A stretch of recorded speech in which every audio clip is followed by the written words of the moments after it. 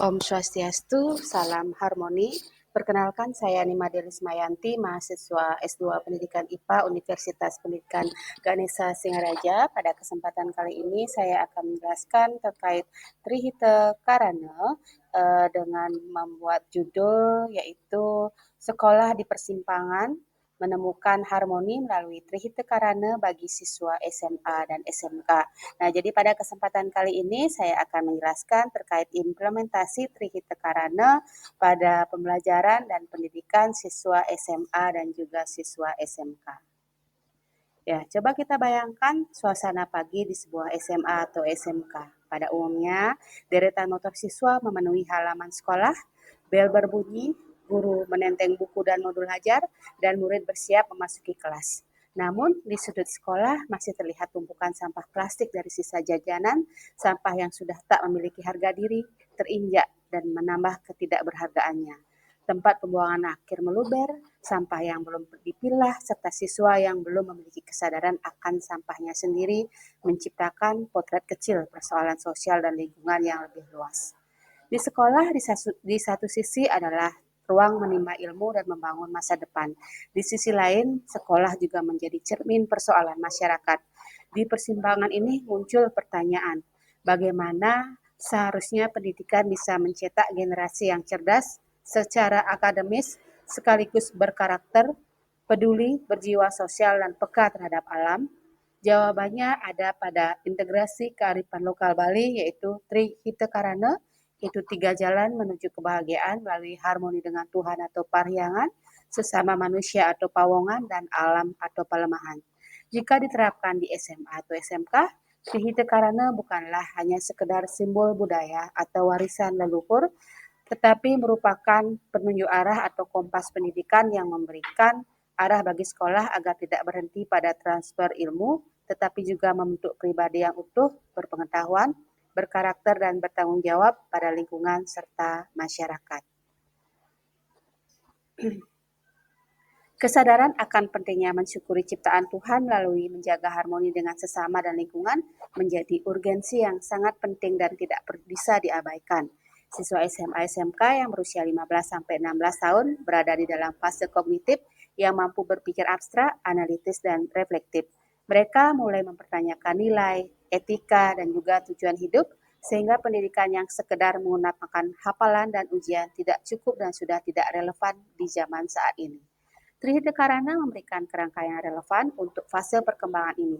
Harmoni dengan Tuhan mengajarkan kesadaran spiritual, harmoni dengan sesama menumbuhkan empati, kerjasama dan tanggung jawab sosial, sedangkan harmoni dengan alam mengajarkan kesadaran ekologis dan perlunya perilaku berkelanjutan. Implementasi filosofi ini dalam pendidikan tidak hanya membekali siswa dengan ilmu pengetahuan, tetapi juga membentuk karakter, keterampilan sosial, dan sikap peduli terhadap lingkungan. Selain itu, tantangan sosial dan ekologis di sekitar sekolah seperti sampah yang menumpuk, penggunaan plastik sekali pakai, dan minimnya kesadaran kebersihan menuntut adanya pendekatan yang menyeluruh. Pendidikan yang mengintegrasikan Trihita Karana memberikan solusi, menghubungkan teori dengan praktik, dan mencoba untuk membangun pengalaman belajar yang lebih bermakna.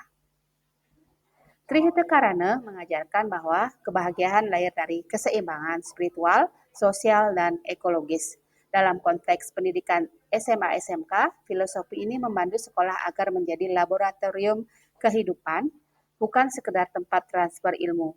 Siswa usia 15-16 tahun yang sedang memasuki tahap operasional formal memiliki kemampuan berpikir abstrak, logis dan reflektif, namun tetap memerlukan pengalaman konkret agar ilmu menjadi nyata dan bermakna. Nah, untuk integrasi Trihita Karana dalam pembelajaran di SMA SMK itu kita bisa ambil dari 3 ranah yaitu intrakurikuler, kokurikuler, dan juga ekstrakurikuler. Di ranah kurikuler, mata pelajaran IPAS atau sains menjadi sarana mengaitkan konsep ilmiah dengan kepedulian ekologis. Alih-alih belajar fermentasi dengan siklus nutrien hanya di buku, siswa dapat mempraktikannya melalui proyek pengolahan sampah organik menjadi ekoenzim, kompos, atau sabun dari minyak jelantah. Limbah anorganik diubah menjadi ekokrat seperti pot bunga atau hiasan kreatif, melatih keterampilan sekaligus memahami prinsip fisika sederhana. Dengan cara ini, sampah yang semula menjadi masalah berubah menjadi media pembelajaran sekaligus sumber daya yang bernilai. Sedangkan siswa jurusan DKV menyalurkan kreativitas mereka melalui media edukasi seperti poster, infografis, komik, dan animasi atau video singkat tentang pengelolaan sampah. Aktivitas ini menumbuhkan kolaborasi, literasi digital, dan kepedulian sosial. Sedangkan pada mata pelajaran bahasa Indonesia dan bahasa Inggris digunakan untuk menulis laporan ilmiah populer, artikel, atau presentasi bilingual, melatih siswa berpikir kritis, menyusun argumen logis, dan mengekspresikan refleksi diri.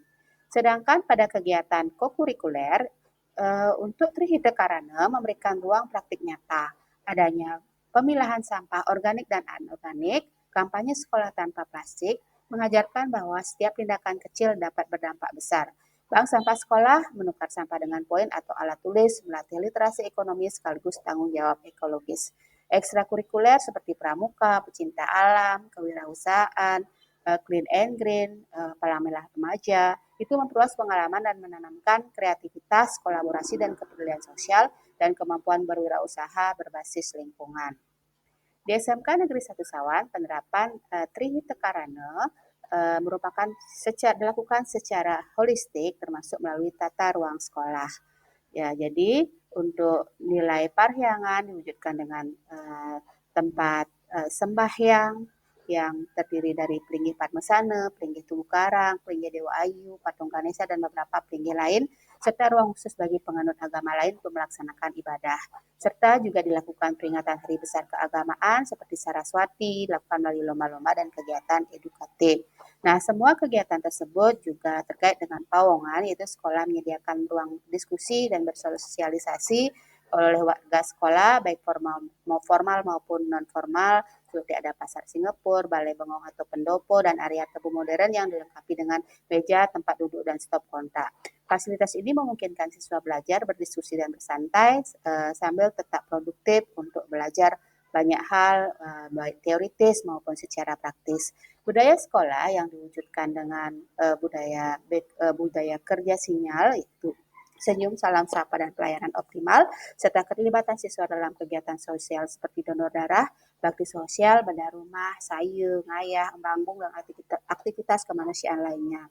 Sedangkan untuk palemahan itu dilihat dari halaman sekolah yang ditata sedemikian rupa sehingga menambah kenyamanan dan keindahan lingkungan belajar, mendukung aktivitas outdoor, serta menumbuhkan kesadaran ekologis. Sampah organik diolah dengan tebu modern, yaitu pembuatan kompos, sementara pengolahan sampah anorganik diarahkan dan masih direncanakan untuk pembuatan paving block, sehingga limbah yang semula menjadi masalah dapat dimanfaatkan sebagai sarana belajar sekaligus infrastruktur bermanfaat. Nah, tentunya dalam kegiatan ini masih banyak tantangan yang dihadapi, mulai dari keterbatasan fasilitas hingga padatnya jadwal akademik. Namun pendidikan yang mengintegrasikan Trihita Karana mengajarkan bahwa ilmu, aksi nyata, dan nilai spiritual tidak bisa dipisahkan. Siswa belajar melihat masalah dari berbagai sudut, menentukan solusi inovatif, dan menyadari bahwa setiap tindakan kecil dapat menjadi katalis perubahan besar. Dengan kegiatan intrakurikuler, kokurikuler, ekstrakurikuler, serta tata ruang yang mendukung harmoni spiritual, sosial, dan ekologis, sekolah menjadi laboratorium kehidupan yang menyeluruh. Trihita Karana mengubah sekolah menjadi ruang eksplorasi, refleksi, dan inovasi, membentuk generasi yang cerdas, bijak, peduli, kreatif, dan siap menghadapi kompleksitas dunia dengan harmoni dan kesadaran. Penerapan Trihita Karana di SMA atau SMK seperti yang dijalankan di SMK Negeri 1 Sawan menunjukkan bahwa pendidikan dapat melampaui sekedar transfer ilmu harmoni dengan Tuhan sesama manusia dan alam, menjadikan sebuah laboratorium kehidupan yang menumbuhkan kecerdasan akademik sekaligus kepedulian sosial dan ekologis. Tata ruang yang mendukung nilai spiritual, sosial, dan ekologis, budaya kerja sekolah, pengolahan sampah organik dan anorganik, serta aksi kemanusiaan membuktikan bahwa filosofi kuno ini relevan dengan tantangan pendidikan modern. Melalui proyek nyata seperti ekoenzim, kompos, sabun minyak jelantah, ekokraft, media kreatif DKP, hingga kewirausahaan lingkungan, siswa belajar untuk berpikir kritis, bekerja sama, berinovasi, dan menghargai lingkungan. Kegiatan sosial seperti donor darah, bedah rumah, serta peringatan Hari Besar Keagamaan menegaskan bahwa pendidikan yang baik adalah tentang empati, etika, dan tanggung jawab terhadap sesama. Trihita Karana bukan sekedar warisan budaya, melainkan panduan hidup yang mengajarkan bahwa setiap tindakan, sekecil apapun, memiliki nilai pendidikan yang mengintegrasikan. Filosofi ini memberi ruang bagi siswa untuk bereksperimen, reflektif, dan menemukan cara-cara kreatif menjaga harmoni dalam kehidupan nyata. Pertanyaannya kini terbuka, jika setiap sekolah mampu menanamkan harmoni seperti ini, seberapa besar generasi muda kita dapat mengubah dunia?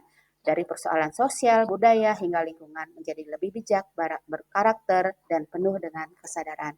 Nah, demikian yang bisa saya sampaikan terkait implementasi atau integrasi Trihita Karana dalam pendidikan SMA, SMK. Atas perhatiannya saya ucapkan terima kasih. Om Santi Santi Om, salam harmoni.